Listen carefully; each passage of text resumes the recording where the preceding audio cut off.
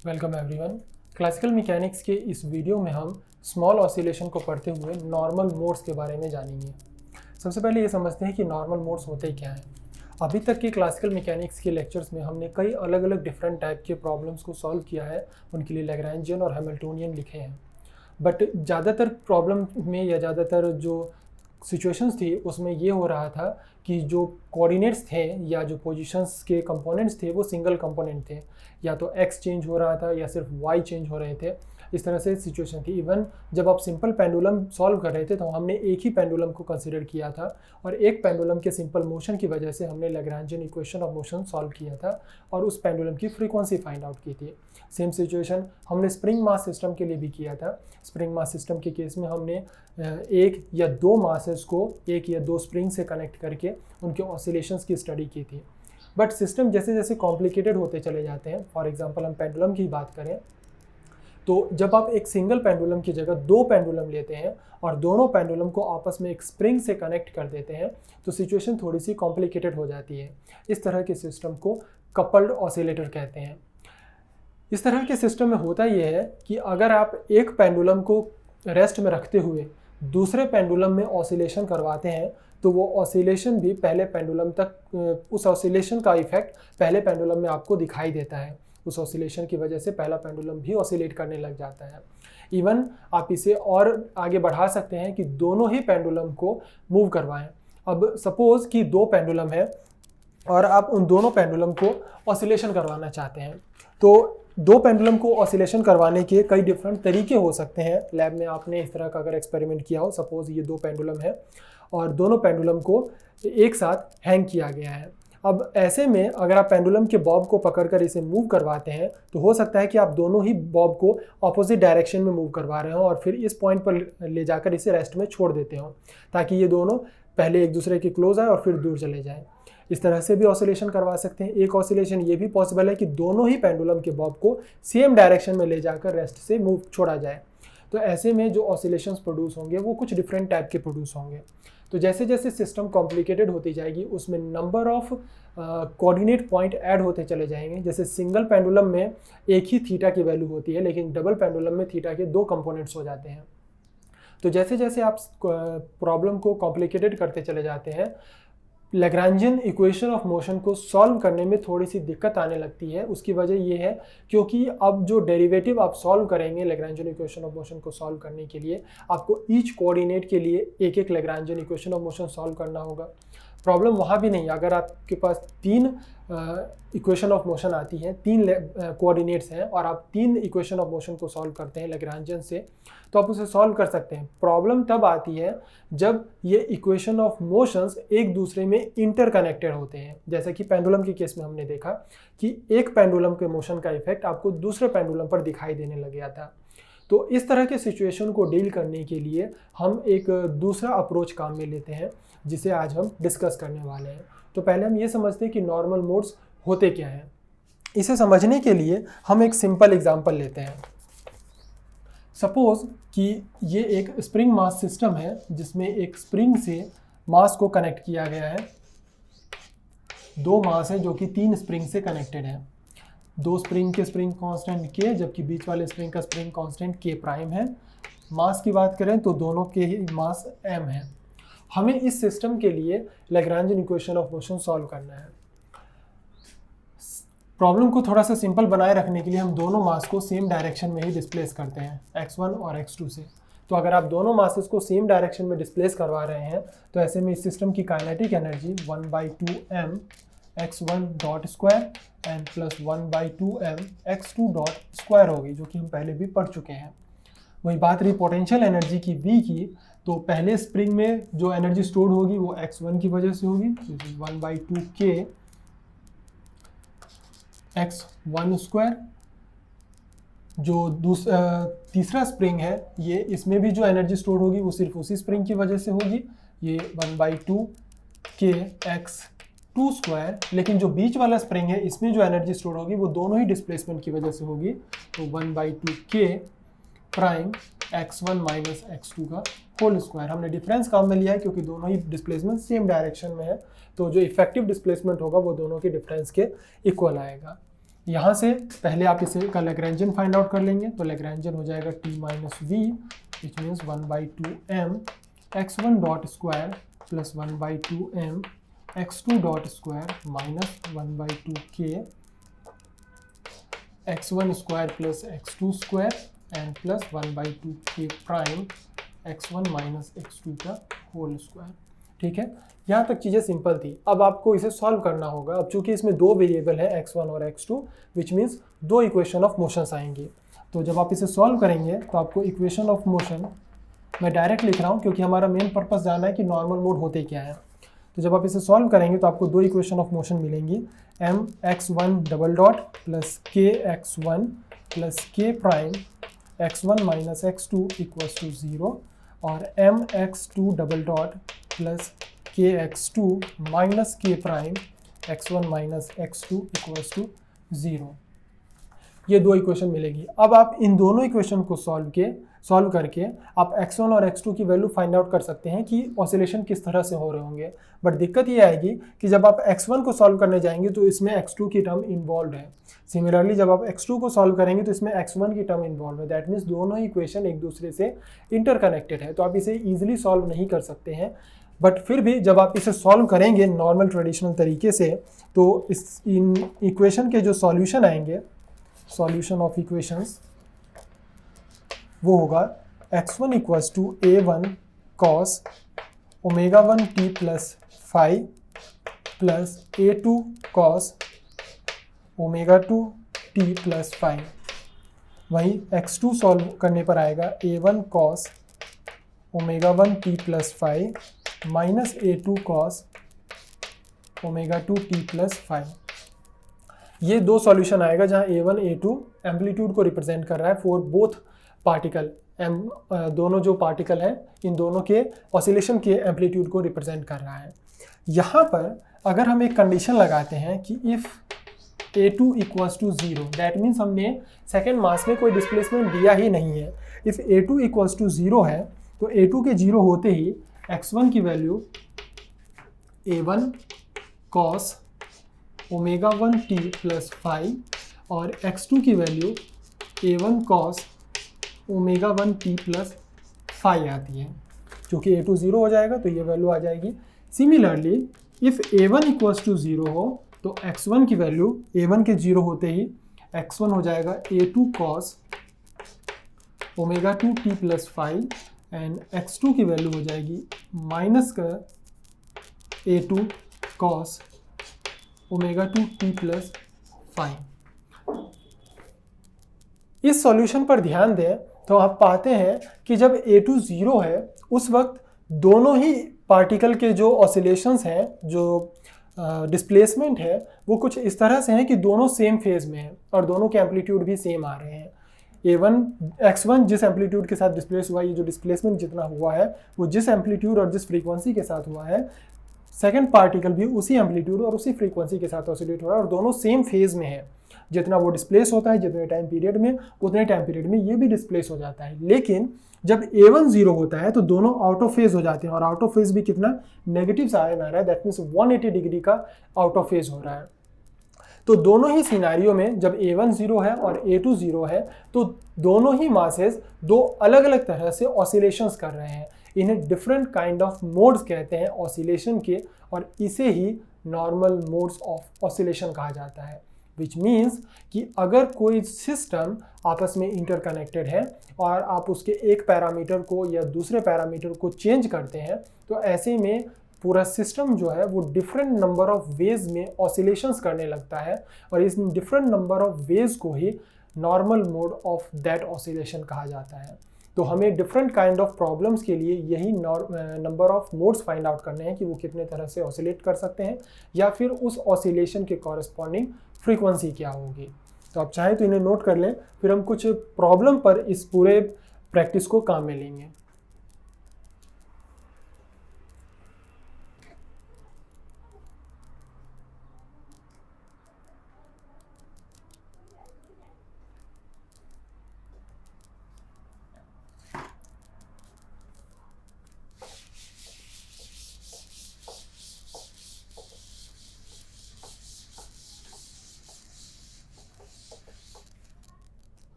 Alright,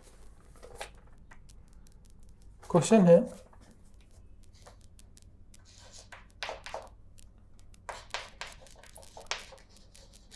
the Lagrangian of a diatomic molecule is given by Lagrangian दिया गया है इसका L equals to m/2 x1 dot square plus x2 dot square and minus k by 2 x1 x2, where m1 is the mass of each of the atom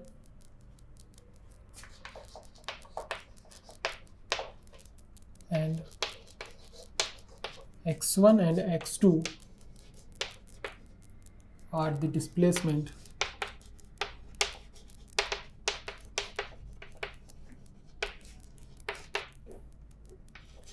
of atoms measured from the equilibrium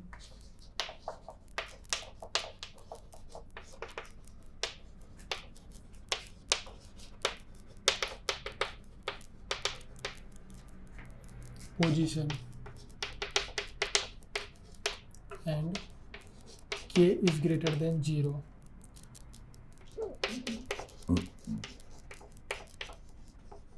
The normal frequency R.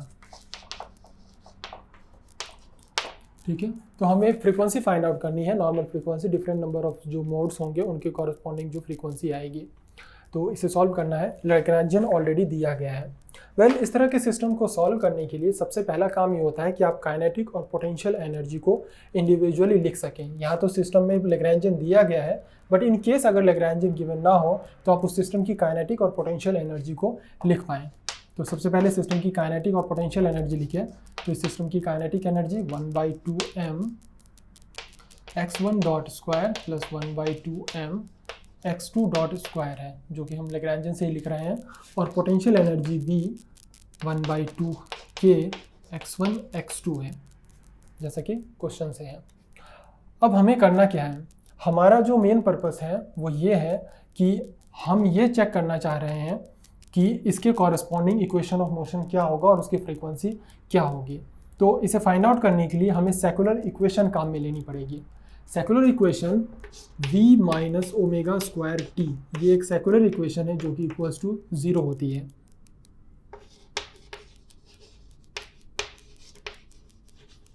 जहां v और t matrix form में potential और kinetic energy को represent करते हैं। अब चूंकि system में x1 और x2 दो ही वेरिएबल हैं, तो जो मैट्रिक्स हम काम में लेंगे वो भी 2x2 ऑर्डर की मैट्रिक्स होगी। सबसे पहले काइनेटिक एनर्जी की बात करते हैं t की, तो इसकी मैट्रिक्स T11, T12, T21 और T22 की होगी। अब यहाँ T11 और T2 से क्या मतलब है, पहला काम जो आप ये करें वो ये है कि जो भी आपका लैग्रेंजियन दिया गया है इसमें से अगर कोई कांस्टेंट टर्म बाहर आ सकती है तो उसे पहले ही कॉमन ले लें। ऐसा इसलिए क्योंकि जब आप v माइनस टी करेंगे तो जो भी कांस्टेंट टर्म होगी वो इस पूरे मैट्रिक्स से बाहर आएगी और इक्वल्स टू 0 ही हो जाएगी। तो बेहतर ये है कि उसे हम पहले ही बाहर ले लें।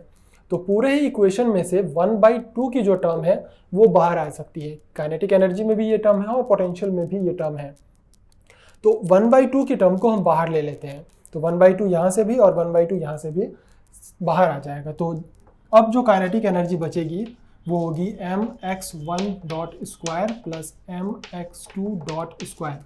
काइनेटिक एनर्जी के लिए अभी हम बात कर रहे हैं, हमने 1/2 दोनों में से ही बाहर ले लिया है। ना सबसे पहले T11 क्या है। T11 चूंकि आपने दो कोऑर्डिनेट्स x1 और x2 काम में लिए हैं, तो T11 कोफिशिएंट है x1 डॉट और x2 डॉट का। T11 कोफिशिएंट है coefficient of x1 dot x1 dot का। सिमिलरली T12 कोफिशिएंट है x1 डॉट और x2 डॉट का। T21 कोफिशिएंट होगा x2 डॉट x1 डॉट का and T22 coefficient of x2 dot x2 dot का। तो x1 डॉट स्क्वायर को हम x1 dot into x1 dot लिख सकते हैं, जो कि ये होगा, और इसका कोफिशिएंट है सिंपल m। तो हम T11 की जगह पे m लिख सकते हैं, क्योंकि ये कोफिशिएंट रिप्रेजेंट कर रहा है ऑफ x1 डॉट का। T12 क्या है? x1 डॉट और x2 डॉट का कोफिशिएंट, लेकिन x1 dot into x2 dot तो पूरे इक्वेशन में ही कोई टर्म नहीं है। दैट मीन्स इसका कोफिशिएंट 0 होगा, तो ये 0। T21 x2 dot x1 dot का कोफिशिएंट, ये भी कोई टर्म नहीं है, तो 0। और T22 that means x2 dot और x2 डॉट का कोफिशिएंट, जो कि m है, क्योंकि x2 डॉट स्क्वायर आ रहा है यहाँ पे, तो इसे m लिख सकते हैं। ये आपके काइनेटिक एनर्जी की मैट्रिक्स है। सेम मैनर में हम पोटेंशियल एनर्जी की भी मैट्रिक्स लिखेंगे, V, जो कि V11, V12, V21 और V22 होगी। हम 2x2 की मैट्रिक्स काम में ले रहे हैं क्योंकि 2 वेरिएबल्स हैं। अब सबसे पहले V12, अगेन जिस तरह से हमने काइनेटिक एनर्जी के लिए अभी किया है, उसी तरह से हम पोटेंशियल एनर्जी के लिए भी करते हैं। यहाँ से 1/2 जब आप कॉमन ले लेंगे तो बचेगा K x1 x2, ठीक है। तो सबसे पहले बात करते हैं V11 की, विच मीन्स x1 x2 का V11 which means x1 into x1 का coefficient, but x1 into x1 की तो कोई टर्म है ही नहीं पोटेंशियल में, तो 0 होगी। V12 x1 इंटू x2 का कोफिशिएंट, तो V12 यहाँ x1 इंटू x2 का कोफिशिएंट K है, बट V21 का मतलब भी तो वही होगा, x2 इंटू x1 का कोफिशिएंट, तो ये 2 बार रिपीट हो जाएगा। बट ऐसा नहीं करते हैं, इस पूरे टर्म को ब्रेक कर देते हैं half K x1 x2 plus half K x2 x1, value इतनी ही आएगी। अब आप लिखें V12, सो V12 मीन्स x1 x2 का कोफिशिएंट K/2 और V21 x2 x1 का कोफिशिएंट K/2 और V22 x2 स्क्वायर का कोई कोफिशिएंट है नहीं, तो 0। इस बात का हमेशा ध्यान रखें कि जब आप ये वाले डायगोनल टर्म लिख रहे हो, जो कि मिक्स्ड टर्म होती है, उसमें हमेशा ही जितने भी टर्म्स हैं आप उन्हें इक्वल पार्ट्स में सेपरेट कर ले, ताकि ईच टर्म का कोफिशिएंट आप लिख पाएँ। तो इस तरह से आपको ये दोनों मैट्रिक्स मिल जाएगी। आप इन्हें नोट करना चाहे तो नोट कर ले, फिर हम आगे सेकुलर इक्वेशन को सॉल्व करके इसके कॉरेस्पॉन्डिंग फ्रीक्वेंसी फाइंड आउट करेंगे।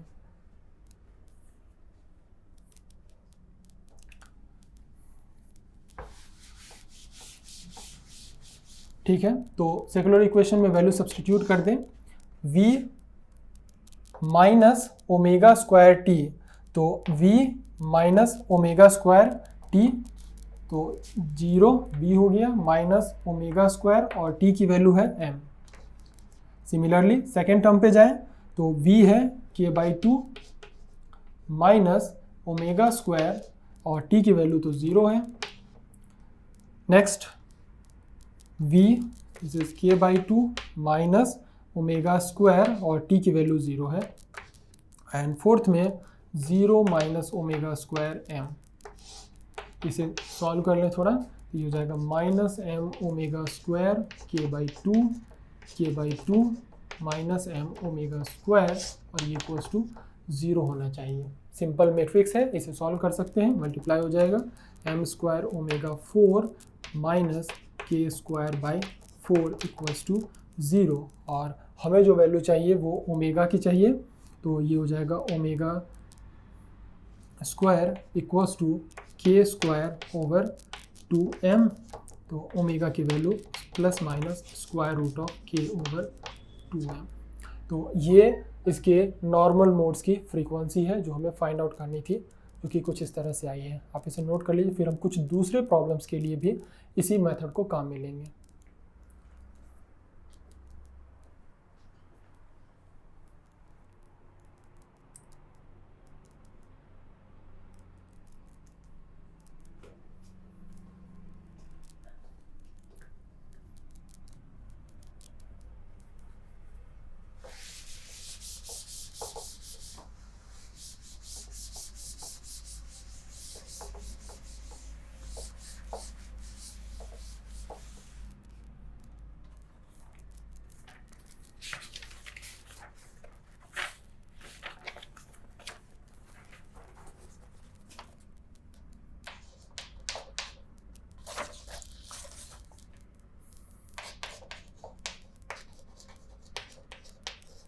two masses small m and capital M are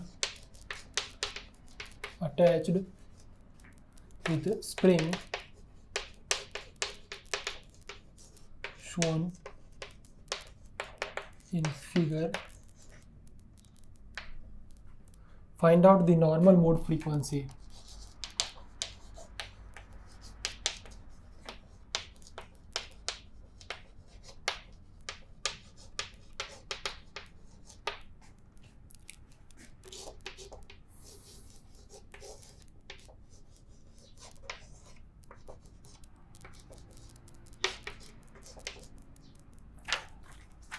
एक स्प्रिंग मास सिस्टम दिया गया है जिसमें दोनों ही मासेस डिफरेंट है, लेकिन दोनों स्प्रिंग सेम है जिनका स्प्रिंग कांस्टेंट के हैं। हमें नॉर्मल मोड की फ्रीक्वेंसी फाइंड आउट करनी है। तो सबसे पहले काइनेटिक एनर्जी लिख लें, T। फर्स्ट मास पार्टिकल के लिए हम सिंप्लिसिटी के लिए अज्यूम कर लेते हैं कि दोनों सेम डायरेक्शन में मोशन कर रहे हैं x1 और x2 वैल्यू से। तो T हो जाएगा 1/2 m x1 dot square plus 1/2 m x2 dot square. ठीक है। और पोटेंशियल एनर्जी की बात करें तो जो पोटेंशियल एनर्जी स्टोर होगी इसमें पहले वाले स्प्रिंग में 1/2 k x1 square plus second वाले स्प्रिंग में जो पोटेंशियल एनर्जी स्टोर होगी दोनों ही डिस्प्लेसमेंट की वजह से होगी, तो 1/2 k, और चूँकि सेम डायरेक्शन में डिस्प्लेसमेंट है तो x1 माइनस x2 के होल स्क्वायर।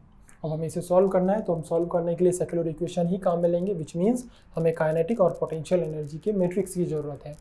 तो सबसे पहले काइनेटिक एनर्जी के मैट्रिक्स की बात करते हैं। 1/2 पूरे में कॉमन है, इसे हटा देते हैं। सबसे पहले T11, अगेन 2x2 की मैट्रिक्स बनेगी क्योंकि वेरिएबल दो ही हैं। T11 की बात करें तो T11 मीन्स x1 डॉट का होल स्क्वायर की का कोफिशिएंट जो कि m है। T12 x1 dot into x2 dot का कोफिशिएंट, ऐसी कोई टर्म ही नहीं काइनेटिक एनर्जी में, तो 0। T21 x2 dot into x1 dot के कोफिशिएंट नहीं है, 0। और T22 x2 dot into x2 dot का कोफिशिएंट विच इज़ m। तो ये तो काइनेटिक एनर्जी का मैट्रिक्स हो गया। पोटेंशियल के मैट्रिक्स की बात करें तो V11, V12, V21 and V22। अब सबसे पहले V11 की बात करें, उससे पहले एक काम कर लेते हैं, इसे थोड़ा सा सिंप्लीफाई कर लेते हैं ताकि लिखने में आसानी रहे। तो potential energy V 1/2 k x1 square plus square को ओपन कर दें तो ये हो जाएगा 1/2 k x1 स्क्वायर, ये तो बाहर ही है, x1 square minus 2x1 x2 plus x2 square. ठीक है। अब चूंकि 1/2 ऑलरेडी हम कॉमन लेंगे तो बचेगा ये k x1 square plus k x1 square minus 2x1 x2 plus k x2 square. थोड़ा सा और सिंप्लीफाई कर लेते हैं। ध्यान रखें हमने 1/2 बाहर कॉमन ले लिया है क्योंकि हमें सिर्फ, मैं यहाँ लिख देता हूँ, अंदर वाले टर्म से मतलब है half k x1 square and k x1 square plus k x1 square, this is 2k x1 square minus again x1 x2 की टर्म है तो इसे हम ब्रेक कर लेते हैं, x1 x2 minus x1 x2 and plus k x2 square. ठीक है, ताकि आसानी रहे लिखने में। सॉरी, एक k भी तो आएगा साथ में। ठीक है, अब लिखते हैं V11 which means x1 square की टर्म। सो x1 स्क्वायर का coefficient 2k, V12 x1 into x2 का coefficient minus k, V21 x2 into x1 का coefficient again minus k, and V22 x2 square का coefficient which is k। Secular equation V minus omega square t, तो V minus omega square 2k minus m omega square, second term V minus, तो minus k, t तो 0 है, यहाँ भी minus k, और ये हो गया k minus m omega square equals to 0। इस मैट्रिक्स को सॉल्व कर लेते हैं।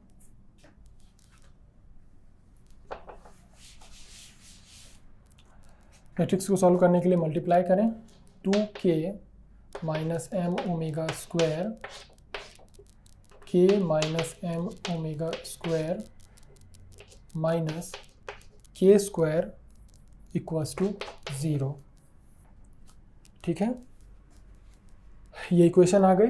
इस इक्वेशन को हमें सॉल्व करना होगा। हमें ओमेगा की वैल्यू चाहिए, तो इक्वेशन सॉल्व करने के लिए ब्रैकेट ओपन कर देते हैं। तो हो जाएगा 2k square minus 2km omega square, फिर minus km omega square plus m square omega 4 minus k square equals to 0। थोड़ा सा रीअरेंज कर लें तो m स्क्वायर ओमेगा 4, एक टर्म तो ये आ जाएगी यहाँ से m स्क्वायर ओमेगा 4 की। एक सेकेंड, हमने कुछ कहीं पर गलती किया। ओह, ये जो सेकंड टर्म थी ये कैपिटल M थी, क्योंकि सेकंड पार्टिकल कैपिटल M मास का था, तो ये कैपिटल M होगा और ये भी कैपिटल M होगा। अब जब हम मल्टीप्लाई करेंगे तो ये आएगा, इसको इसके साथ मल्टीप्लिकेशन कैपिटल M, और जब ये मल्टीप्लाई होंगे तो सेम, और ये हो जाएगा small m into capital M। ये हो गया m capital M omega 4 minus k square equals to 0। ठीक है, तो ये हो जाएगा small m capital M omega 4। यहाँ पर ध्यान दें तो इस वाले टर्म में ओमेगा स्क्वायर कॉमन है, 2k प्लस ओमेगा स्क्वायर बाहर आ जाएगा, 2km plus km omega square, और 2k square minus k square plus k square equals to 0। ठीक है, आगे का काम सिंपल है। हमें ओमेगा की वैल्यू चाहिए, तो ओमेगा की वैल्यू के लिए हमें इसे सॉल्व करना पड़ेगा। हम इसे इक्वेशन से सॉल्व कर सकते हैं। हम जानते हैं कि इस तरह के इक्वेशन के लिए आपको अगर x की वैल्यू चाहिए, एक्स स्क्वायर माइनस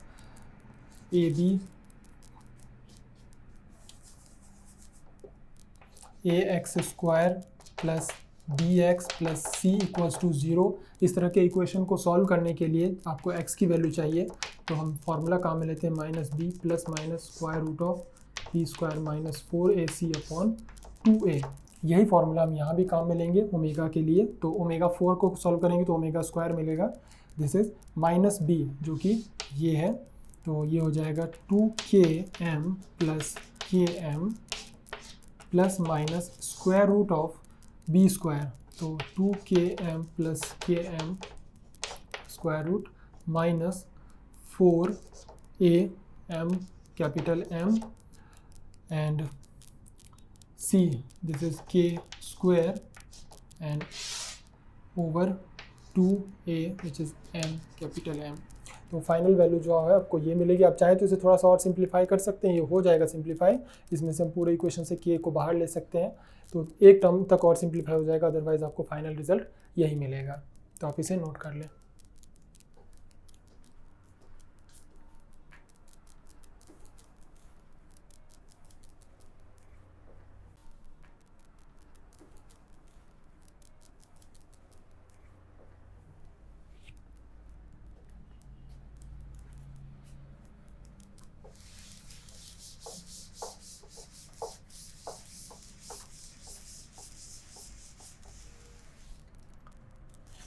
ऑलराइट,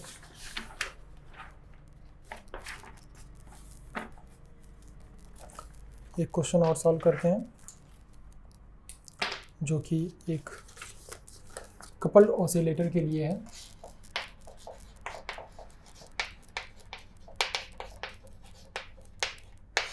जिसकी बात हमने स्टार्टिंग में कही थी कि एक कपल्ड ऑसिलेटर में दो ऑसिलेटर्स आपस में, ये दो ऑसिलेटर है जिन्हें अलग अलग एंगल पर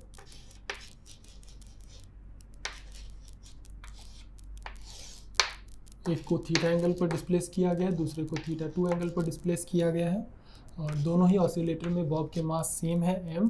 जिस स्प्रिंग से ये जुड़े हैं वो स्प्रिंग k है और इस स्ट्रिंग की लेंथ l है। हमें इस सिस्टम के लिए mode of frequency find out करनी है, नॉर्मल मोड की फ्रीक्वेंसी फाइंड आउट करनी है। तो अगेन सबसे पहला काम काइनेटिक एनर्जी लिखना, T 1/2 डिस्प्लेसमेंट। सपोज कि ये इस डायरेक्शन में x1 डिस्प्लेस हुआ है और ये इस डायरेक्शन में x2 डिस्प्लेस हुआ है। तो अगर x1 और x2 डिस्प्लेसमेंट है इनका, तो इनकी kinetic energy 1/2 mx1 dot square and plus 1/2 mx2 dot square होगी। पोटेंशियल एनर्जी की बात करें V, तो पहली बात तो स्प्रिंग में एक पोटेंशियल एनर्जी स्टोर होगी और दूसरा ये अपने रेफरेंस पॉइंट से ऊपर की तरफ मूव कर रहे हैं, अगेंस्ट द ग्रेविटी मूव कर रहे हैं, तो ग्रेविटी की वजह से भी पोटेंशियल एनर्जी स्टोर होगी दोनों ही पेंडुलम में। तो स्प्रिंग की बात करें तो स्प्रिंग में potential energy 1/2 k x1 minus x2 का होल स्क्वायर, क्योंकि डिस्प्लेसमेंट सेम डायरेक्शन में है, प्लस अगेंस्ट द ग्रेविटी अगर पोटेंशियल एनर्जी स्टोर हो रही है, ये इनिशियली इस पॉइंट पर थे और अब डिस्प्लेसमेंट के बाद ये इस पॉइंट पर पहुंच गए हैं। दैट मीन्स इतना वर्टिकली ये मूव किए हैं, और वर्टिकली इतना मूव करने की वजह से कितनी पोटेंशियल एनर्जी स्टोर होगी, तो ये होती है mgh, जो कि डिस्प्लेसमेंट होता है ये। तो अगर टोटल लेंथ l है और उसमें से ये इतना डिस्प्लेस हुई है, तो ये length mgl 1 minus cos theta 1 से लिखी जा सकती है, जो कि हम कई बार पहले भी लैग्रेंजियन सॉल्व करते वक्त लिखते आए हैं। ये तो फर्स्ट पेंडुलम की बात हुई। सेकेंड पेंडुलम के केस में ये mgl 1 माइनस कॉस थीटा 2 होगी। तो इस तरह से हमने दोनों ही वैल्यू लिख ली है। यहाँ पर एक बात जो आप खास तौर पर ध्यान रख सकते हैं, स्मॉल ऑसिलेशन के दौरान नॉर्मल मोड्स फाइंड आउट करते हुए, कि आप स्मॉल ऑसिलेशन की कंडीशन को कम में ले सकते हैं। So for small oscillation theta 1 और थीटा 2 की जो वैल्यूज़ हैं वो बहुत ही कम होनी चाहिए, और थीटा 1 थीटा 2 अगर बहुत कम है तो ऐसे में थीटा जो एंगल होता है वो आर्क ओवर लेंथ होती है, x ओवर l के इक्वल होती है। दैट मीन्स आप x को थीटा l लिख सकते हैं, और अगर वेलोसिटी फाइंड आउट करनी है x डॉट, तो ये भी आप थीटा डॉट l के टर्म में फाइंड आउट कर सकते हैं। अब ऐसा करने का फ़ायदा क्या है, ऐसा करने का फ़ायदा अभी बताते हैं। पहले आप 1 माइनस कॉस थीटा पे ये वाली कंडीशन लगाएं, तो 1 माइनस कॉस थीटा इक्वल होगा 2 साइन स्क्वायर थीटा बाई 2 के, और अगर थीटा बहुत कम है तो साइन थीटा जो है वो थीटा के इक्वल होता है, तो इसलिए इसे 2 थीटा ओवर 2 स्क्वायर लिख सकते हैं, which means this is theta square by 2 होगा। ठीक है, और थीटा की वैल्यू हम ऑलरेडी फाइंड आउट कर चुके हैं, जो कि x ओवर l होता है, तो ये x square over 2l square होगा। तो हम थीटा को x में या x को थीटा में कन्वर्ट कर सकते हैं हमारे सब कन्वीनियंस के अकॉर्डिंग, कि हम किस तरह से इसे काम में लेना चाहते हैं। तो फिलहाल के लिए हम इस वैल्यूज़ को पोटेंशियल में अगर सब्स्टिट्यूट कर दें, तो पोटेंशियल हो जाएगा 1/2 k x1 minus x2 whole square plus mg 1 minus cos theta 1 x1 square over 2l होगा, क्योंकि एक l यहाँ आएगा जिससे ये l कैंसिल होके mg x1 square over 2l के इक्वल होगा। Similarly second mg x2 square over 2l के इक्वल होगा। तो इस तरह से अब पोटेंशियल की वैल्यू आ गई। तो अब सेकुलर इक्वेशन सॉल्व करने के लिए हमें मैट्रिक्स चाहिए होगी काइनेटिक और पोटेंशियल एनर्जी की। काइनेटिक एनर्जी की मैट्रिक्स की बात करें तो वही T11, T12, T21 और T22, यही 4 टर्म होंगे। T11 की वैल्यू भाई पूरे इक्वेशन में से हम 1/2 को कॉमन ले लेते हैं, क्योंकि 1/2 यहाँ भी आ रहा है और यहाँ भी है, तो 1/2 कॉमन ले लेते हैं, तो बच जाएगा m 0 0 और m। ये तो काइनेटिक एनर्जी हो गई। पोटेंशियल एनर्जी की बात करें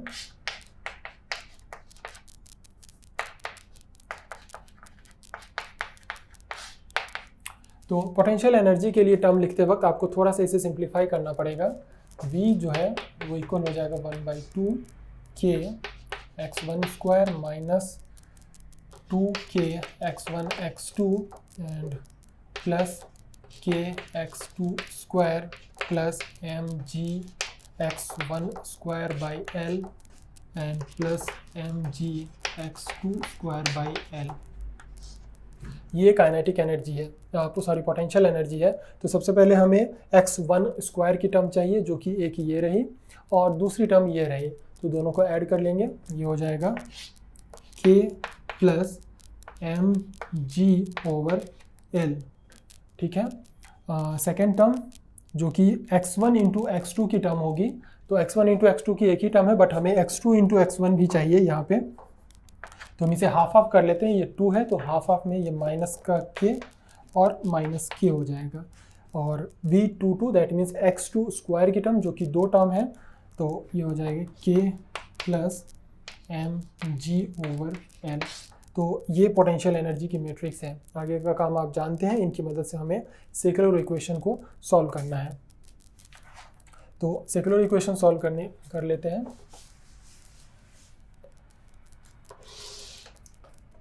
v minus omega square t equals to 0, तो मैट्रिक्स बनेगी v जो कि ये रही k plus M G over L minus omega square, t की वैल्यू m है। काइनेटिक एनर्जी तो 0 है तो ये माइनस k रहेगा, और ये k plus M G over L और minus omega square m, this is equals to 0, ठीक है। मल्टीप्लाई कर दें, दोनों टर्म सेम ही है, तो k minus M G over k plus M G over L minus omega square m whole square minus k square equals to 0। इसे a square minus b square के term पर solve कर सकते हैं, तो equal हो जाएगा k plus M G over L minus omega square m minus k, और दूसरे टर्म में k plus M G over L minus omega square m plus k equals to 0। हमने a square minus b square से इसे open कर दिया है, इसे सॉल्व कर लिया तो k से k कैंसिल हो जाएगा, और इस ब्रैकेट के according M G over L equal होगा ओमेगा स्क्वायर m के, तो ओमेगा की value plus minus square root of g by L होगी। वहीं इस वाले ब्रैकेट की बात करें तो इसके according omega square m equal होगा M G over L plus plus 2k के, और यहाँ से ओमेगा की value plus minus square root of g by L plus 2k by m होगी। तो इस तरह से आप ओमेगा की वैल्यूज़ फाइंड आउट कर सकते हैं।